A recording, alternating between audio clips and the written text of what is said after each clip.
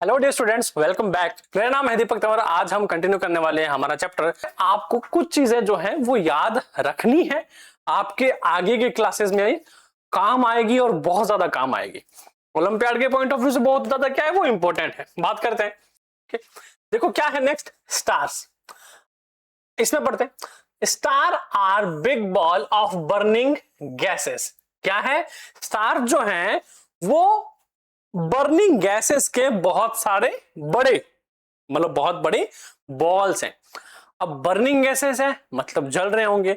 जल रहे हैं तो ऑब्वियस सी बात चमक भी रहे होंगे, चमक रहे होंगे ना। अब आप ये सोचो कि हमारे पास एक ऐसा स्टार है जिसके पास खुद की लाइट है और वो रोज सुबह हमें उठाता है और शाम को हमारे सोने के लिए चला जाता है। कौन है वो? सन है सर। तो हमारे नियरेस्ट स्टार कौन सा होगा? सन होगा, जिसके पास खुद की लाइट है। और लाइट है तो हीट है। क्यों? क्योंकि वो एक तरह का क्या है, वो भी एक तरह का बर्निंग बॉल है ना, जलता हुआ एक बॉल है। वैसे भी स्टार है। अब सूरज हमें इतना बड़ा दिखता है, ऑब्वियसली बड़ा ही हमारे लिए, तो क्योंकि इतनी हीट तो आती है। अब स्टार सोचो जिनके पास खुद की लाइट है, बर्निंग गैस का एक बॉल है और इतना सा दिखाई देता है, तो अब वो सोचो कि वो कितना दूर होंगे। क्यों? क्योंकि कई स्टार ऐसे हैं जो सन है ना, सन उससे भी बड़े हैं, बहुत ज्यादा बड़े, पर वो दूर होने के कारण हमें छोटे दिखाई देते हैं। और इतनी दूर से भी उनकी लाइट जो है हमारी आंखों तक टिमटिमाते पहुंचती है ना। बस बाकी चीजें आप समझ गए। So that have light and heat of their own. Star के पास क्या है? उनकी लाइट और हीट है। और जब हम लाइट और हीट की बात करते हैं, हमारे पास सबसे अच्छा एग्जांपल कौन सा बच्चों? सन है। And they appears as tiny dots of light because they are very far away from us. क्या है? छोटे छोटे डॉट दिखाई देते हैं। क्यों? बहुत ज्यादा दूर है। अभी अभी हमने बात करी कि अगर कोई चीज आपके पास में हो तो वो बड़ी दिखेगी, दूर है तो वो छोटी दिखेगी। Clear? The nearest star to us is the sun. कि हमारे जो नियरेस्ट स्टार है वो कौन सा है? सन। अब जब आप ओलंपियाड की प्रिपरेशन कर रहे हो तो मैं आपको एक छोटी सी ट्रिक बता देता हूं, है ना, कि कई बार इसके अंदर सीक्वेंस का क्वेश्चन भी पूछा जाता है। किसका बच्चों? सीक्वेंस का क्वेश्चन पूछा जाता है। तो आपको कैसे याद रखना है? ये हमारा क्या हो गया बच्चों? सन हो गया, ठीक है। और ये बना हुआ है बाकी ऑर्बिट। क्या बना हुआ है? ऑर्बिट बना हुआ है। ऑर्बिट समझते हो ना, कि जिसमें हर एक जो प्लेनेट है वो सन के अराउंड क्या करता रहता है? घूमता रहता है। क्या रहता है? सन के अराउंड घूमता रहता है। याद रखना है आपको वो भी। और इनका जो पाथ है बच्चों, ये क्या होता है? ये फिक्स्ड होता है। क्या होता है? फिक्स्ड होता है। इट मींस कि ये अपना पाथ अपने जैसे मजे मजे में नहीं बदलते। ठीक है। तो मैंने कुछ पाथ जो है, कुछ ऑर्बिट जो है वो मैंने ड्रॉ कर दिए सिर्फ आपको समझाने के लिए, ताकि आपको समझ में आ सके, है ना। तो मैंने ये कुछ ऑर्बिट बनाए हैं सिर्फ आपको समझाने के लिए। अब हमें जो सीक्वेंस है वो कैसे याद रखना है? सीक्वेंस ऐसे याद करना है कि पहले 4 प्लेनेट जिनका नाम कुछ यूं है, एम वी ई एम, कितने हो गए सर? 1 2 3 एंड 4, है ना। M V E M, M V E M याद करना है। और इसके बाद कि ये क्या है सर? सन है। इसके अराउंड सारे प्लेनेट क्या करते हैं? घूमते हैं। तो ये क्या हो गया? रिस्पेक्टफुल पर्सन हो गया, इज्जत देनी चाहिए। तो जब हम किसी को रिस्पेक्ट देते हैं तो क्या बोलते हैं? जी सर। क्या बोलते हैं? जी सर। तो अब ये जी सर है, ये सर तो नहीं है, ये क्या है? सन है। तो हम क्या बोलेंगे? हम बोलेंगे जी सन। क्या बोलेंगे? जी सन। तो Mercury, Venus, Earth, Mars, Jupiter, Saturn, Uranus, Neptune. बस ये सीक्वेंस याद हो जाएगा। और ध्यान रखना, जब ये सीक्वेंस आपको याद है तो जो सबसे पास वाला जो प्लेनेट है सन के, उसका पीरियड जो है वो कम होगा, दूर वाले का ज्यादा होगा एक चक्कर लगाने का। किसका? एक चक्कर लगाने, किसके अराउंड? सन के अराउंड।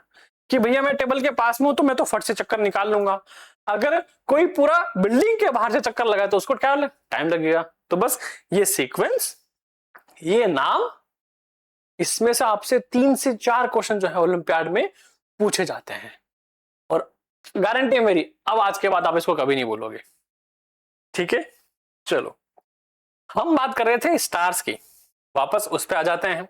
जब मैं स्टार की बात, नियरेस्ट सन गया था, तो हम बता रहा था मैं आपको भाई कि किस तरह से सन हमारे बिल्कुल नजदीक है, और अर्थ जो है वो 3rd नंबर का क्या है? प्लेनेट है, जो सन के सबसे पास है ना। ये हमारा क्या है बच्चों? ये अर्थ है, और इनका डायरेक्शन जो है सबका प्लेनेट का फिक्स है, अपने एरिया में ही घूमना, किसी और के एरिया में एंटर नहीं करना, याद रहेगा। चलो उसके बाद स्टार्स की हमारी बात चल रही है। So group of stars form patterns in the sky. क्या करते हैं? ये सारा का सारा ग्रुप है ना स्टार का, स्काई के अंदर एक पूरा पूरा पैटर्न बनाता है, और कुछ पैटर्न जो हैं वो फिक्स्ड हैं। फिक्स्ड इन द सेंस कि आपको कई सालों पहले भी दिख रहे थे, आज भी दिखेंगे, और आगे भी दिखते रहेंगे। जो एस्ट्रोनॉमर्स थे, है ना, जो स्टडी कर रहे थे इस सोलर सिस्टम की, उन्होंने हमें क्या कहा?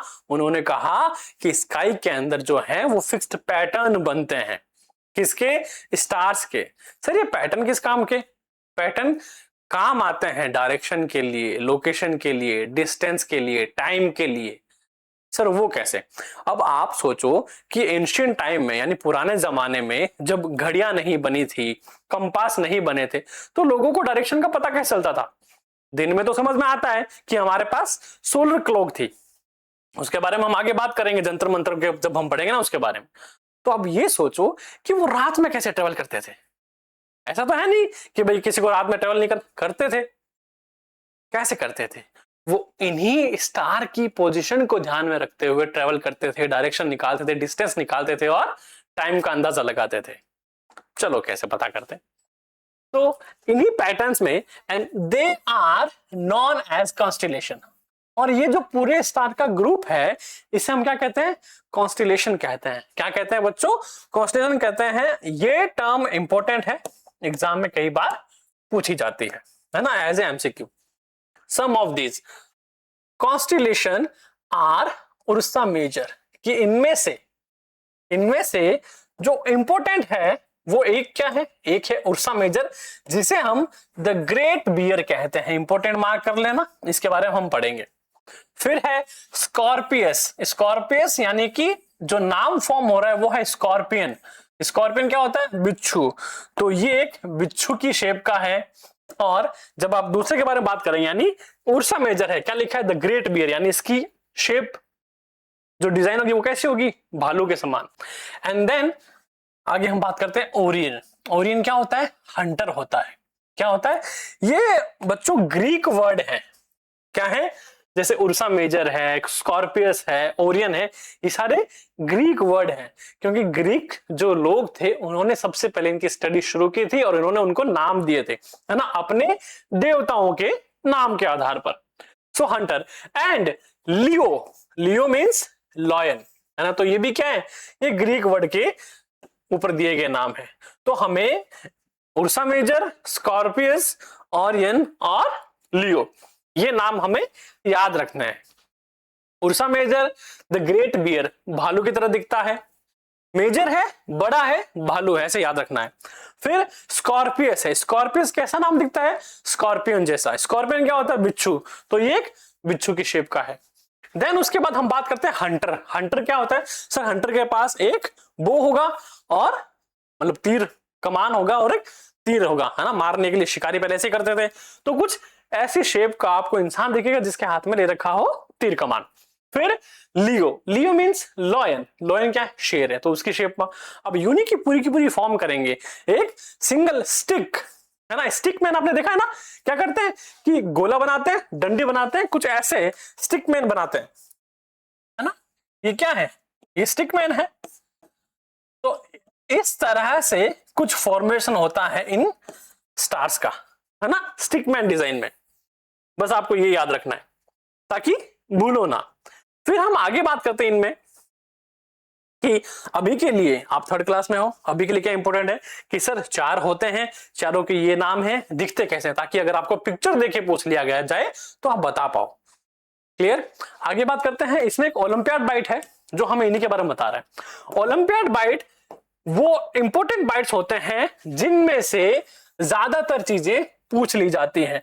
अब वो आपके क्लास के एग्जाम के पॉइंट ऑफ व्यू से इंपॉर्टेंट है, वो आपके ओलंपियाड के एग्जाम के पॉइंट ऑफ व्यू से इंपॉर्टेंट है, और कोई भी अगर आप एग्जाम देते हो, है ना, चाहे वो जीके टेस्ट हो, साइंस टेस्ट हो, क्लास टेस्ट हो, जिनमें सब्जेक्ट है आपका ये चैप्टर है, इंपॉर्टेंट है। So the sun is the nearest star to us, कि कहना है हालांकि जो सन है हमारे सबसे नियर बाई है, बट इट इज फार, क्या है, बट वो दूर है। Far away from us the light from the sun takes about 8,020,000 seconds to reach the earth. क्या कह रहा है ये कि इतना दूर है, इतना दूर है कि इस लाइट को यहां तक पहुंचने में कितना टाइम लगता है, 8 मिनट का टाइम लगता है। कितना लगता है, 8 मिनट का टाइम लगता है। लाइट की स्पीड आज तक जो हमने देखी है सबसे ज्यादा स्पीड होती है कि हमने टॉर्च यहां से स्टार्ट, टॉर्च बटन दबाया नहीं उससे पहले की लाइट हमें दिख जाती है। आपने वो रेड वाली लेजर लाइट देखी है जिसमें बहुत छोटी सी सेल डालो, घुमाओ उसको, ऑन होती है, और उसकी लाइट जो है वो बहुत दूर तक हमें दिखती है, रेड डॉट हमें दिखता है ना, वो क्या है, वो भी एक लाइट है। स्पीड कितनी तेज है उसकी, अगर हमने स्पीकर को यहां से ऑन किया साउंड को तो वो थोड़ा देर से पहुंचता है, पर लाइट सबसे फास्ट है। इतनी फास्ट होने के बाद भी सनलाइट जो है सन से लेकर अर्थ तक पहुंचने में कितना टाइम लग रहा है, 8 मिनट 20 सेकेंड लग रहे हैं। तो इसका डिस्टेंस भी ज्यादा होगा। अगर मैंने आपको एक मून का डिस्टेंस बताया था, अब मैंने क्या कहा था, आपको एक नंबर की तरह याद करना है, 384,000 किलोमीटर, क्या कहा था ना, तो वैसे ही आपको एक नंबर याद करना है 150।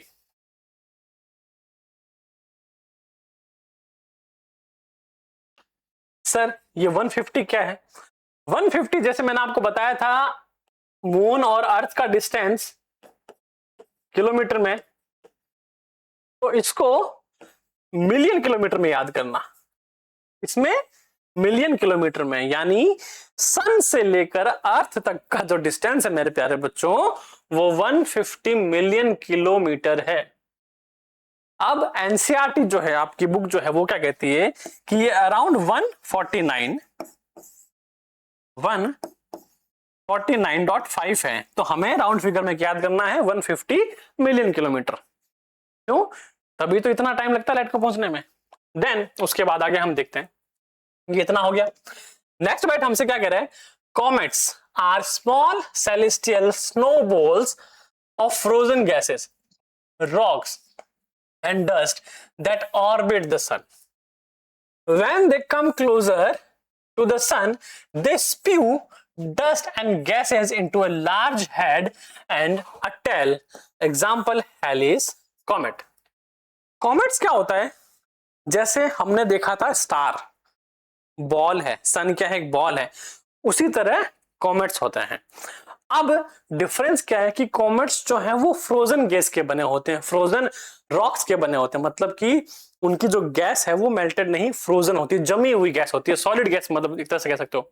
तो ऐसे में ये कॉमेट जो है वो सारे सन के अराउंड घूम रहे हैं, पर कभी कभी सन के ग्रेविटी फोर्स के कारण ये सन के थोड़ा पास से गुजर जाते हैं या फिर डायरेक्शन आगे पीछे कर लेते हैं।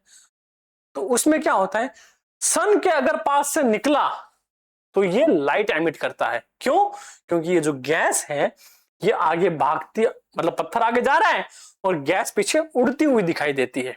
जैसे हम गाड़ी निकालते हैं ना फास्ट जूम करके, पीछे मिट्टी उड़ती है ना, तो इसी के पीछे इसकी डस्ट जो है, इसकी गैस जो है वो पीछे उड़ती रहती है। तो हमें क्या दिखता है, हमें दिखता है कि कोई पत्थर है जलता हुआ अंगारा, वो आगे की तरफ जा रहा है, पीछे उसका आग निकल रही है। तो जो फ्रंट है उसको बोलते हैं हम हेड, पीछे वाली को हम बोलते हैं पूंछ। यानी अगर मैं छिपकली होता तो ये होता मेरा हेड और पीछे होती मेरी टेल, क्योंकि वो तो पीछे से निकल रही है।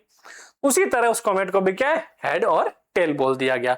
एग्जाम्पल क्या है, हेलिस कॉमेट। आप ये जो पिक्चर देख रहे हो इसमें क्या है, यही जो कॉमेट है वो सन के नजदीक से निकला है, लाइट एमिट कर रहा है, और ये इसका हेड है और ये इसकी क्या है, पीछे टेल है ना।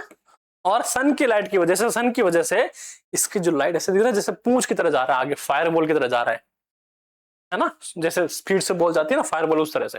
ठीक है, कॉमेट पता किया, और सन और अर्थ का डिस्टेंस और लाइट, ये इंपॉर्टेंट है, 8 मिनट 20 सेकेंड्स। नेक्स्ट हम बात करते हैं फेमस एस्ट्रोनॉमर्स की। यही वो लोग हैं जिन्होंने हमें अब तक जितना हमने पढ़ा वो सब बताया है। टाइम टू टाइम जितनी रिसर्च होती गई उन्होंने अपने जो नॉलेज था उसको अपडेट करते रहे, और आज हमारे पास इतनी सारी चीजें पढ़ने को। इवन हमें ये तक पता है कि सन से लेके अर्थ तक का डिस्टेंस कितना है, सन की लाइट जो है वो अर्थ तक पहुंचने में कितना टाइम लगता है, सन और मून का कितना डिस्टेंस है, सन के फेजेस कितने कितने हैं, एक्लिप्स कैसे होता है, क्यों है, सब पता है हमें। वो सब इन्हीं एस्ट्रोनॉमर्स की बदौलत हमें पता है, अदरवाइज हमें नहीं पता होता। सो इन्हीं में हमारे इंडिया के सबसे फेमस, सबसे महान पुरुषों में से एक है आर्यभट्टा। चलो पढ़ते हैं इनके बारे में। Astronomers is the person who studies about stars and other heavenly bodies। जो स्पेस की स्टडी करते हैं, है ना, इस सिस्टम के बारे में पढ़ते हैं, उन्हें हम कहते हैं एस्ट्रोनॉमर्स। ठीक है, याद रहेगा, तो कभी पूछ लिया जाए तो हमें टिक कर देना है। Aryabhatta, Aryabhatta was an Indian astronomer who studied and taught astronomy and mathematics. He explained that Aryabhatta एक इंडियन खगोल विज्ञानी थे, मतलब कि एक एस्ट्रोनॉमर थे। उन्होंने इस सब्जेक्ट को पढ़ा भी है और पढ़ाया भी। ऑब्वियसली बात है, जो टीचर होगा उसको पढ़ के ही पढ़ाना पड़ेगा। अब उन्होंने क्या चीजें बताई, उनका जो नॉलेज है ना, उन्होंने बताया अर्थ इज राउंड, कि अर्थ का शेप कैसा है, गोल है। और आज आप जितने भी जगह देखोगे आपको अर्थ का शेप गोल ही दिखेगा। बट हाँ, हम इसको एक अलग शेप में बोलते हैं, जिसको हम बोलते हैं जियोइड बोलते हैं। क्या बोलते हैं बच्चों, जियोइड बोलते हैं, है ना, जो कि एक तरह से राउंड ही कंसिडर होता है, बस उसका नॉर्थ पोल और साउथ पोल थोड़ा सा फ्लैट होता है, बस इतना सा। अर्थ rotates on its own axis, है ना, अर्थ जो है वो अपने एक्सिस यानी 66.5 डिग्री पे रोटेट होता है ना, जी हाँ, वो भी इन्होंने बताया। Moon does not have its own light. इन्होंने क्या बताया कि जो मून है, जिसके बारे में हम स्टडी कर रहे थे कल प्रीवियस सेशन में हमारे, उसके पास खुद की लाइट नहीं होती, तो फिर चमकता कैसे है, सनलाइट की वजह से। And shine when sunlight falls on it, चमकता है कब, जब सूर्य का प्रकाश यानी सूर्य की लाइट, सन की लाइट जो है इसके ऊपर गिरती है। Other astronomers of ancient times include Varahamihira और भास्कर, है ना, वराहमिहिर, भास्कर और आर्यभट्ट, ये 3 एस्ट्रोनॉमर्स हुए जिन्होंने इस सब्जेक्ट को अच्छे से पढ़ा और अपनी अपनी थ्योरी बताई। और आज उन्हीं थ्योरी को हम पढ़ते हैं। क्यों? क्योंकि वो बेसिक प्रिंसिपल है इन सब का, उन्हीं के बेस पे स्टडी आगे बढ़ी और आज हम इतना कुछ जानते हैं, सब thanks to all them. Next है बच्चों ओलंपियाड बाइट। मैंने क्या कहा था, ओलंपियाड बाइट में अमेजिंग फैक्ट होते हैं, अमेजिंग चीजें होती है। और मैंने आपको पहले ही कहा था कि हम किसके बारे में पढ़ेंगे, हम जंतर मंतर के बारे में पढ़ेंगे, है ना। जब हम सन की स्टडी कर रहे थे हमने मून के बारे में पढ़ा, हमने स्टार के बारे में पढ़ा, और मैंने आपको अभी थोड़ी देर पहले बताया था कि जब पुराने जमाने में घड़ियां वगैरह नहीं हुआ करती थी तो वो इन्हीं चीजों का यूज करते थे, जिनमें जंतर मंतर है। सर ये जंतर मंतर क्या है, कोई मंत्र फूंकने वाला कोई स्कूल है, या फिर वो हैरी पॉटर की मूवी तरह विंगार्डियम लेवियोसा करके कुछ हो जाएगा? नहीं, ऐसा कुछ नहीं है। ये बेसिकली एस्ट्रोनॉमर्स का एक टूल है, आप कह सकते हो, है ना, बट बिगेस्ट टूल, है ना, जो रियल टाइम में एग्जिस्ट करता है और एंशिएंट टाइम में लोगों ने इसको बनवाया है। इट मीन्स तब भी लोग इस सब्जेक्ट में उतना ही इंटरेस्टेड थे जितने आज है। अब देखो ये जो है ये बनवाया किसने, महाराजा सवाई जय सिंह जी ने। याद रखना आपको, सवाई जय सिंह जी ने बनाया था। कब बनाया था, 18th सेंचुरी में बनाया था, याद रखोगे, ठीक है। 18वीं शताब्दी में इसको बनाया और एक नहीं बनवाए थे, टोटल 5 बनवाए थे। कितने बनवाए थे बच्चों, टोटल 5 जंतर मंतर जो थे वो सवाई जय सिंह जी ने बनाए थे इसी टाइम में। अब ये सर कहां कहां है, पहले तो वो सुन लो। एक तो है दिल्ली में, जिसकी आप फोटो देख रहे हो वो दिल्ली में है। दूसरा इनका जो मेन है वो कहां है, वो जयपुर में है। कहां है, जयपुर में। तीसरा कहां है, तीसरा है वाराणसी में। कहां है बच्चों, वाराणसी में। चौथा कहां है, चौथा है मथुरा में। कहां है, मथुरा में। और 5th नंबर कहां था, उज्जैन में। कहां था, उज्जैन में। स्पेस ट्रेवल, स्पेस ट्रेवल की हम बात करते हैं, मतलब कि अंतरिक्ष के अंदर जाना। तो जब अंतरिक्ष के अंदर हम जाएंगे तो यहाँ पे स्पेस ट्रेवलर्स भी आएंगे, है ना, जो अंतरिक्ष में घूम के आए। तभी तो हमें पता लगा कि कैसी चीजें हैं जो हम स्टडी कर रहे हैं वो सब कहां से आया, इन सभी की हेल्प से। सो पढ़ते हैं क्या है स्पेस ट्रेवल और हमें कितना याद रखना है। अर्थ is surrounded by a thin layer of air which is known as atmosphere. अर्थ के अराउंड एक लेयर है, एक लेयर है, उस लेयर को हम बोलते हैं एटमॉस्फेयर। पढ़ा था आपने पहले, अगर पढ़ा था बहुत अच्छी बात है, नहीं तो अभी याद रखना कि जब भी हम किसी रॉकेट को लॉन्च करते हैं तो हमारा फर्स्ट टारगेट यही होता है कि वो अर्थ की ग्रेविटी और अर्थ के एटमॉस्फेयर से बाहर निकल जाए, और बस वहीं तक हमें मेजर फ्यूल जो है वो चाहिए होता है, हाई एफिशिएंट फ्यूल जो है वो चाहिए होता है, ठीक है। Beyond this atmospheric layer there is space, कि इस लेयर के बाद जो चीजें हैं ना उसको हम बोलते हैं space. Where there is no air, वहां पे एयर नहीं है। It is not easy to go into the space escaping earth's gravitational pull और ग्रेविटी, कि इतना आसान नहीं है ग्रेविटी को पुल करना, ग्रेविटी को ब्रेक करना, है ना। मैंने अब क्या कहा कि आपको सिर्फ इतनी सी जगह, हालांकि दिखती कम है बट ये बहुत काफी डिस्टेंस है, इस डिस्टेंस को क्रॉस करने के लिए आपको अच्छा फ्यूल चाहिए होगा, हाई एफिशिएंट फ्यूल चाहिए होता है ना। अगर आपने इस एटमॉस्फेयर ग्रेविटी को क्रॉस कर लिया देन उसके बाद आप नॉर्मल फ्यूल के साथ आगे ट्रेवल कर सकते हैं। मैं स्पेस रॉकेट की बात कर रहा हूं, गाड़ी की नहीं, ठीक है। चलो, है ना, तो मेन ये है, और यहां पे कोई भी एयर नहीं है, एयर प्रेजेंट नहीं है, मतलब कि यहां पर एटमॉस्फेयर नहीं होता। तो सर यहां पे क्या है, यहां पे है अंधेरा। क्या है, अंधेरा। इट मींस पूरा डार्क है। तो सर हमारे यहां तो सुबह होती है, तो बेटा सन की वजह से होती है, सन की लाइट एमिट होती है अर्थ पर, तब जाके क्या होती है, सुबह होती है। जब वो पीछे से चला जाता है तो अंधेरा हो जाता है। A ball thrown upwards always fall back to the ground because of gravity, कि कोई भी चीज, बॉल ले लो, आप खुद देखो, जंप करो, जहां पे आप खड़ो वहां से जंप करो, ऊपर जाओगे आप नीचे आओगे, ऑब्वियस सी बात है वापस नीचे आओगे। बॉल फेंकी ऊपर, वापस नीचे आई। तो अर्थ की ग्रेविटी जो है वो अर्थ पर एग्जिस्ट सभी चीजों पर काम करती है। कि सर पंछी क्यों उड़ते हैं फिर, बेटा पंछी के पास पहले पंख हैं, ठीक है। दूसरा उनकी शरीर, उनका जो बॉडी है वो बहुत लाइट वेट होता है।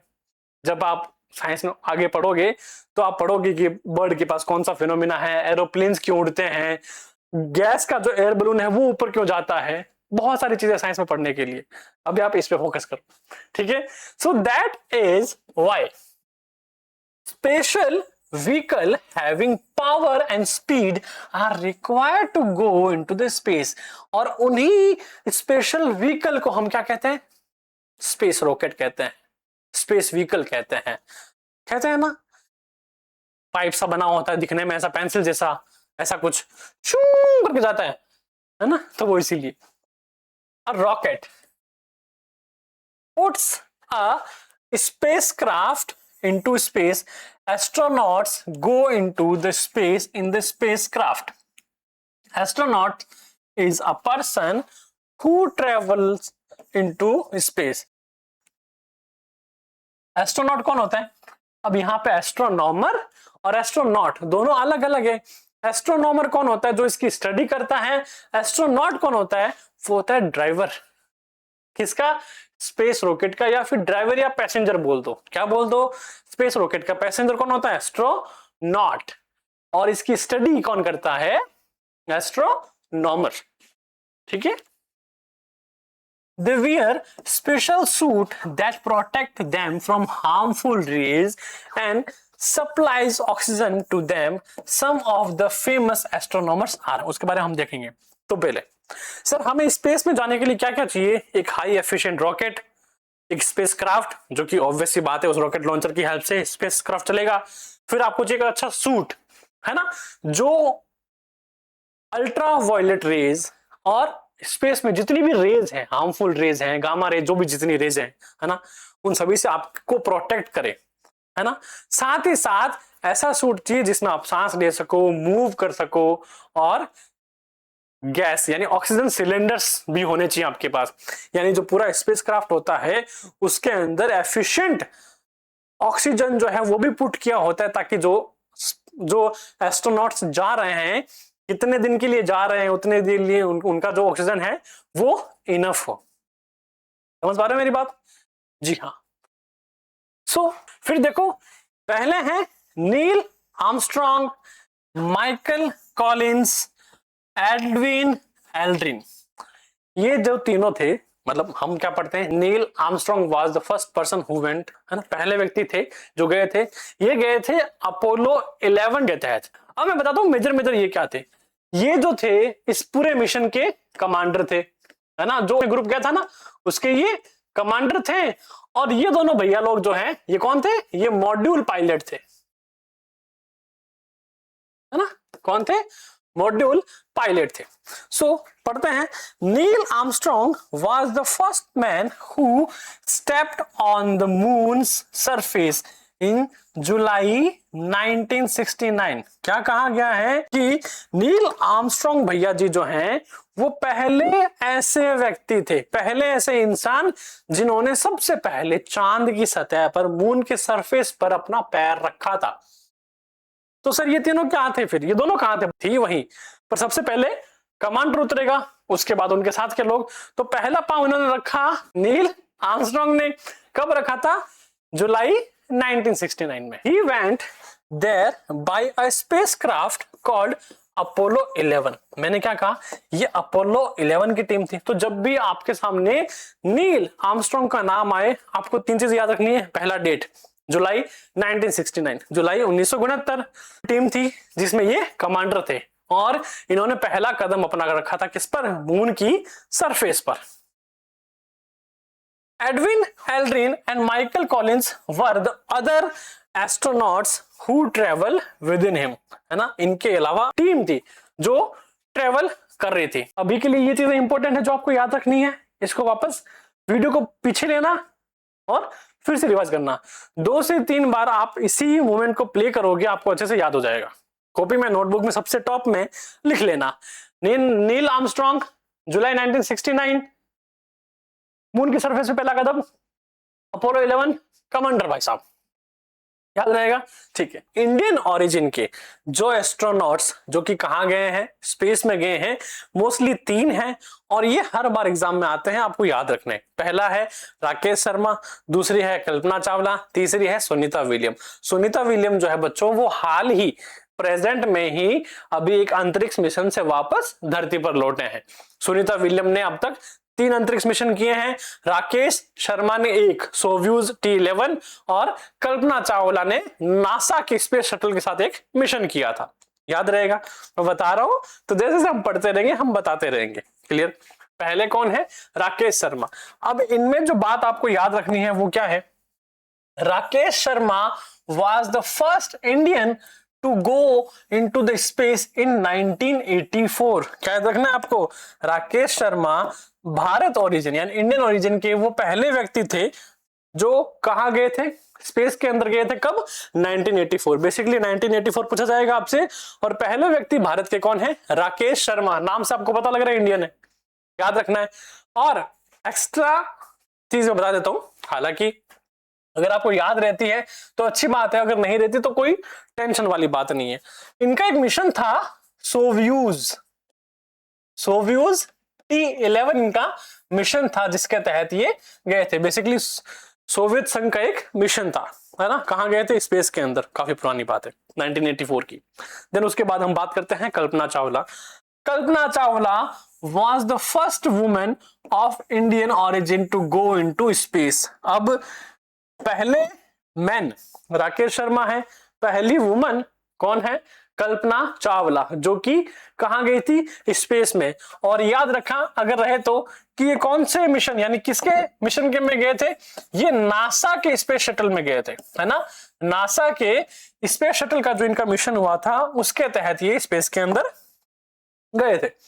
जबकि सुनीता विलियम का लास्ट मिशन जो था वो 2025 में कंप्लीट हुआ था। कब हुआ था, 25, और डेट थी 18 मार्च की, ठीक है। और उन्होंने अपनी लाइफ अब तक जो है इन्होंने 3 मिशन जो है वो कंप्लीट कर लिए, ठीक है। सो कह रहे हैं कि Sunita William was the second woman of Indian origin to go into the space, कि सुनीता विलियम जो है वो सेकंड वुमन है इंडियन ओरिजिन की जो स्पेस में गई है, ठीक है, याद रहेगा। और इनका जो स्पेस क्राफ्ट था जिसमें वो गई थी यहां से, उसका नाम था बोइंग स्टार लाइनर, याद रहेगा। चलो नेक्स्ट देखो। फिर नेक्स्ट बच्चों आपके सामने है सेल्फ टेस्ट 2, यानी हमने जो ये पोर्शन इन 2 पार्ट में कवर किया है प्रेजेंट वाले, इसके अंदर से आपको कितना याद हुआ है वो ये क्वेश्चन आपको बताएंगे। अगर मुझसे पहले आंसर आता है तो आप मुझे कमेंट सेक्शन में जरूर बताएं। सेल्फ टेस्ट 2 में फर्स्ट क्वेश्चन क्या कह रहा है, constellations are pattern formed by. अब कॉन्स्टिलेशन हमने पढ़ा था, है ना, पैटर्न्स फॉर्म बाय। अब आप खुद सोचो, है ना, कॉन्स्टिलेशन मतलब क्या होता है, a group of stars. Pattern जो उनके द्वारा बनाए जाते हैं, है ना, बनाते हैं ना पैटर्न। कौन था, द ग्रेट बियर, है ना, Ursa Major, lion, Orion, hunter, था ना, बताया था मैंने आपको अच्छे से। बस देखो प्लैनेट्स, ऑर्बिट्स, स्टार्स और मून, पैटर्न कौन बनाता है इनमें। कंफ्यूजिंग कौन सा है, मून और स्टार्स। पर हमें याद रखना है कि क्या होगा जब कॉन्स्टिलेशन पैटर्न की बात आए तो वो स्टार्स ही है। तो हमारा इसका ऑप्शन क्या करेक्ट हो जाएगा बच्चों, ऑप्शन नंबर सी हमारा करेक्ट हो जाएगा, याद रखेंगे जी, बिल्कुल। नेक्स्ट देखो इसमें क्या कह रहा है क्वेश्चन, ये हमारा क्वेश्चन कह रहा है which of the following statements is correct, कि इन पर्टिकुलर स्टेटमेंट में से कौन सी स्टेटमेंट जो है वो करेक्ट है। ये वाले क्वेश्चन जो है वो थोड़े कंफ्यूजिंग आते हैं, तो आपको अगर बेसिक अच्छे से पता है नो डाउट अच्छे से हो जाएंगे। पहला पढ़ो, द अर्थ, किसकी बात कर रहा है, the earth and other planets revolve around the सन।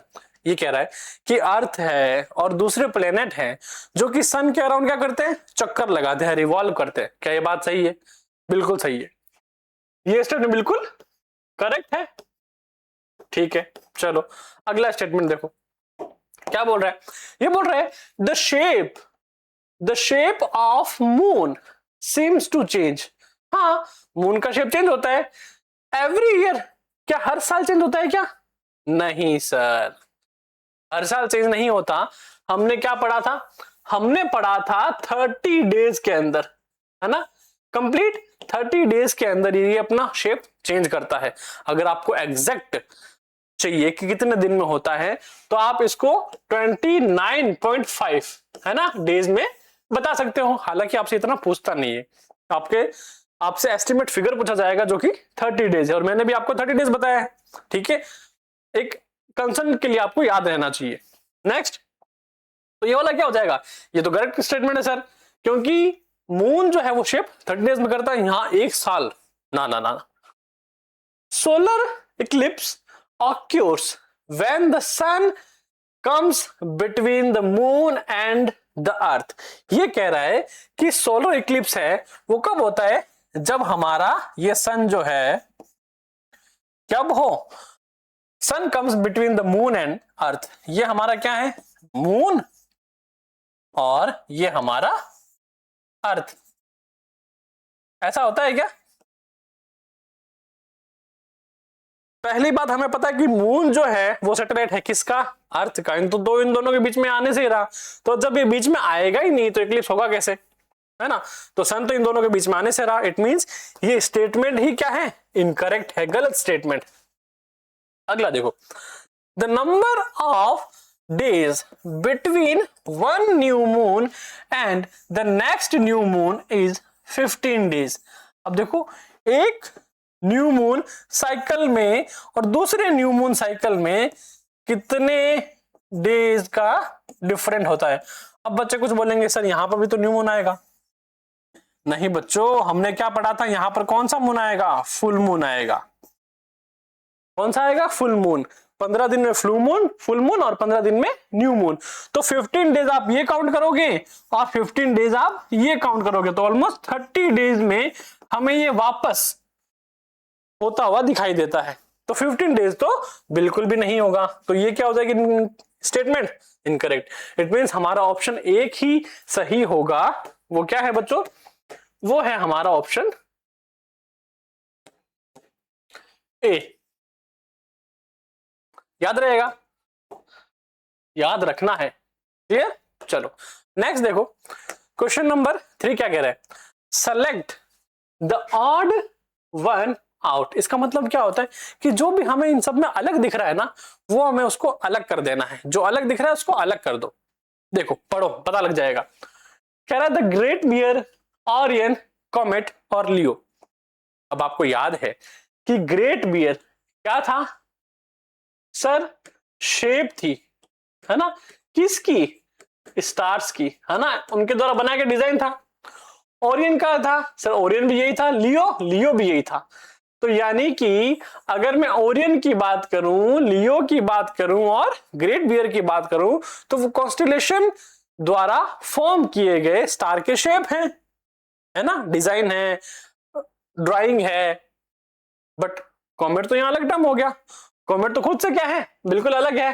पता लग गया हमें क्या है सर, ये तो ऑड वन आउट है, तो इसको अलग कर दो और यही हमारा क्या हो जाएगा, आंसर हो जाएगा करेक्ट, सी। अब देखो क्वेश्चन नंबर 4 क्या कह रहा है, ये कह रहा है which of these not a phase of the moon, कि इनमें से कौन सा मून का फेज नहीं है। तो देखो ये क्या है, ये सर पूरा डार्क है, तो ये न्यू मून है, ठीक है, और बाकी ये 1/3 या फिर क्वार्टर, है ना, हाफ मून है। पर ये तो हमारा कोई मून नहीं लग रहा, तो सर ये क्या है, ये प्लेनेट है बच्चों। क्या है, ये प्लेनेट है, तो बस ये हमारा अलग हो गया। ये मून का क्या नहीं है, ये मून का फेज नहीं है, बस 3 हो जाएगा। क्वेश्चन नंबर 5 देखो, the earth goes around the sun. क्या है, जो अर्थ है वो सन के अराउंड गोल गोल गोल गोल गोल घूमता रहता है, ठीक है। This movement of the earth is called dash. It follows a fixed path during its journey around the sun, and this path is called dash the earth, dash of the earth. अब देखो हमें पता है कि sir कोई भी planet जो सन के अराउंड एक फिक्स्ड पाथ में घूमता है उसे हम ऑर्बिट कहते हैं। क्या कहते हैं, ऑर्बिट कहते हैं, ठीक है। और अगर अर्थ या फिर कोई प्लेनेट किसी क्या सन के अराउंड अगर रिवॉल्व करे, क्या करे, रिवॉल्व करे, रिवॉल्व मतलब कि उसके चारों तरफ घूमना, है ना, तो कहलाता है रेवोल्यूशन। क्या कहलाता है, रेवोल्यूशन। और अगर कोई प्लेनेट अपने ही प्लेस पर गोल गोल गोल गोल चक्री निकालता रहे, घूमता रहे, तो उसे कहते हैं रोटेशन। करेक्ट। तो हमसे पूछा है कि जब सन के अराउंड हो तो रिवोल्यूशन होएगा और एक फिक्स्ड पाथ है वो है ऑर्बिट।